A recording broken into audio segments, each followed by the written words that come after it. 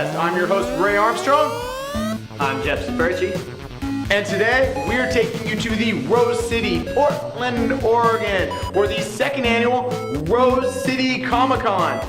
Jeff, what did you think of Rose City? What a show. We got to interview a whole bunch of artists, authors, read a bunch of comic books, and you know the slogan, let's keep Portland weird. Got to see a bunch of strange costumes. You know, Rose City this year, I believe 17,000 guests, over 2,000 exhibitors, artists, and talent. This show grew huge this year. And a lot of that talent was local talent, local publishers, Oni Press, obviously Dark Horse Comics. A lot of local talent. And we caught up with one of those people, Mr. Brian Churilla, who recently produced The Secret History of D.B. Cooper, about the Northwest's own big mystery, hero, anti-hero. Not much is known about him, but it was one hell of a comic. The book turned out great. We talked to him about that, his other projects, and a little bit about metal music. Let's go ahead and take a look at that interview. All right, Conquest here from Rose City Comic-Con, and I'm here with our friend Brian Churilla.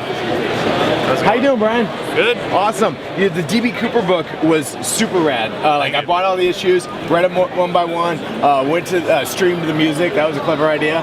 The hardback looks beautiful. Tell me about what went into this. Yeah, it came together really nice. Keith over at Oni Press did a really nice job, and they really did it justice. It's a beautiful collection. Where can somebody find this? Where can somebody get this? Here at the show. Yeah. From me. There, or at the Oni booth. Or Amazon, or their local comic book store. I mean, right hopefully on. I stock it. But. Yeah, right on. You know, I follow you on Twitter. It's at Brian Churilla. That's Brian Churilla and Churilla. Right on. You know, you tease a lot. You show a lot of like Instagram art pieces, a lot of stuff from. You use like a digital. Yeah, I do everything digitally now. So yeah, just take little teaser images from the Cintiq, which is the touch-sensitive screen that I work on, and yeah, I've been working on some stuff that hasn't been announced, and that's awesome. All I can show is little snippets of stuff, and you know. So you went from Secret History of D.B. Cooper to other secret projects. Yeah, that's right. secret projects. Yeah, they're all secret until they get announced. Yeah. So later in the day, you caught up with Portland's own Ron Randall, creator of Trekker. Tell me about that one. I did catch up with him, went ahead and he told me a little bit about his character and how it breaks the mold of women in comics. All right, here from Rose City Comic-Con, I'm here with Ron Randall, creator of Trekker. Now, Trekker's a really unique book, a really awesome book. It's protagonist Mercy St. Clair is a unique, I don't know, just ahead of her time. And this book started, what, 25, 30 years ago? Yeah, 1986 is when I created it. That was really kind of ahead of its time, especially even at this point, the way a lot of women are portrayed in comics. Yeah. Can you tell me a little bit about that? A lot of science fiction comics around, and there weren't female-driven stories. Generally, if there were female-centric comics, they were basically sort of cheesecake books. Yeah. And I mean, I like drawing attractive women, which is one reason I wanted to do a book like this. I also knew if I was going to be writing and drawing all those stories, I needed a character that I wasn't going to get bored of or have become just a repetitive thing over time. And if it's just another pretty face, so to speak, I knew that would wear thin for me because it takes a lot of work to write and draw these stories. So I needed to build a character that sort of felt fleshed out and realistic and believable to me. So I knew that she was going to be an action-adventure character. She wasn't going to be wearing high-heeled shoes, and she was going to be padded and covered up because she's got a rough and tumble job. Yeah. I needed to make it something that felt believable and solid to me so that I wouldn't get bored telling the stories. Because my goal is to tell an entire life evolution of this character over time. So that was sort of like my top priority. And at the time it wasn't being done, but it felt like a cool idea to me. Yeah, no, it really So I just was. took the theory that if it seems cool to me, there's going to be an audience for it out there somewhere. Exactly. And in some ways it did take a while for that audience to find comic books or to find this sort of thing, but I think the time is now, so to speak. Yeah, well, and I think a lot of people might not necessarily look to comics for a character like Mercy because of the way it's It's like we got this sort of a bad rap.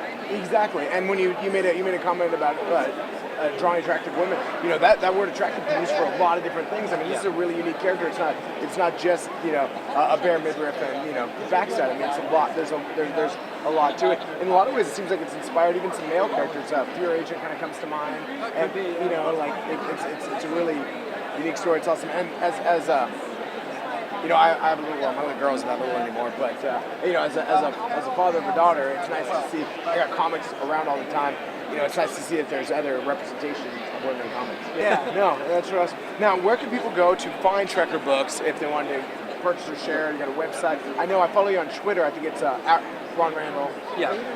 At Ron Randall on Twitter. And where else? It's Ron_Randall. Randall. Oh, Randall. At Ron_Randall. All right. So much great Portland talent at Rose City Comic Con. We had exhibitors, and you talked to Kevin Gorby of Luna's Puppet.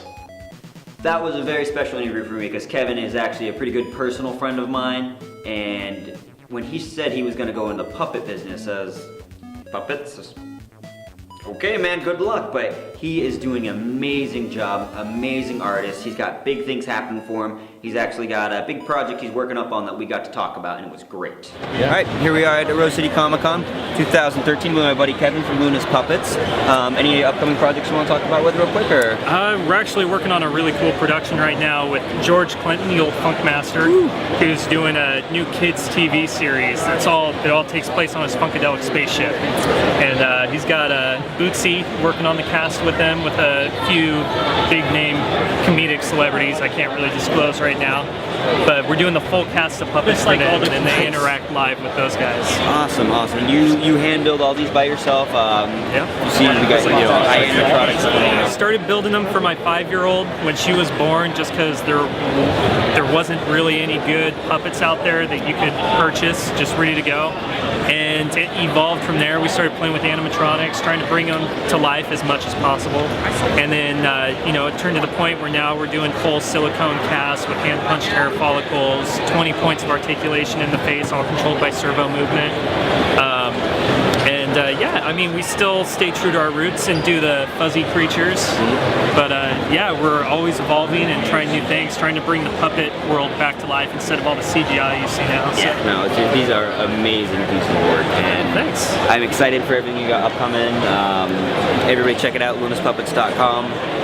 Amazing work. Thanks a lot. It's some great content. Absolutely. What's great too is that while we were running around doing all our filming, every artist that we got to interview did a nice little sketch for us on this big 11x17 piece of paper. We basically made a giant jam sketch with some of the best artists at the convention. We had Adam Hughes, Brian Cheria, Tim Sale, and others. And what's best is you can win this one-of-a-kind piece of art by following us on Twitter at con_quest_show. One lucky follower is going to have this on their wall. All right, great episode. We'll see you guys next time where we have more great content from Rose City Comic Con. I'm Jeff Saperchi. And I'm Ray Armstrong. We'll see you on the next Conquest.